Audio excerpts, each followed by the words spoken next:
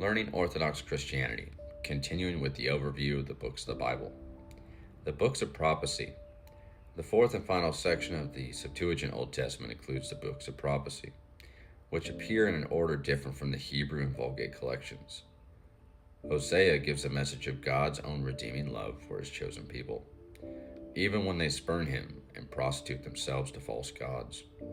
Amos is a simple shepherd called by God to denounce a self-satisfied nation for its grave social injustice, abhorrent immorality, and its shallow and meaningless piety. Micah foretells the day when nations shall beat their swords into plowshares and their spears into pruning hooks. He speaks of peace reigning over all who do justice, who love kindness, and who walk humbly with God. Joel is the prophet who foretells the outpouring of the Holy Spirit upon all flesh. Obadiah prophesies the return of the exiles from Babylon. Jonah unwillingly accepts God's command to preach his mercy and forgiveness to a foreign nation. Nahum prophesies the defeat of the powerful Assyrian enemy. Habakkuk deals with the perennial question, "How long, O Lord, shall I cry out to you, and you will not hear me?" Zephaniah prophesies the dark days of Judah's destruction, but promises comfort and conciliation to those who wait patiently for the Lord and serve him. Haggai, following the return of the exiles, exhorts them to rebuild the destroyed temple in order to unify their disrupted religious life, and more importantly, to prepare for the coming of the long-awaited Messiah.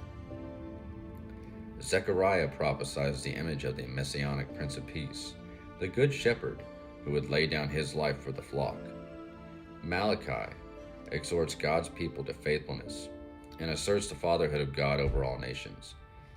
He foretells that God will appoint a forerunner, similar to the ancient prophet Elijah, who will appear before the Messiah and prepare the world for the coming day of the Lord.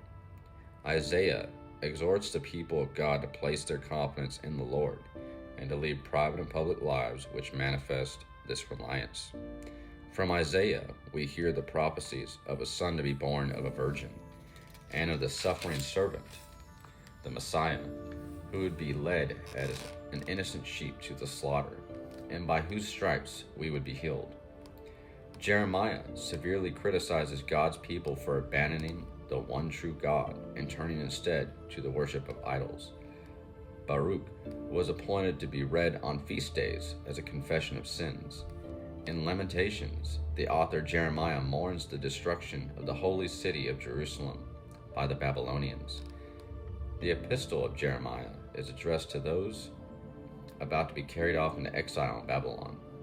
Ezekiel, the prophet of the exiles, assures his hearers of the abiding presence of God amongst them, even in exile and servitude.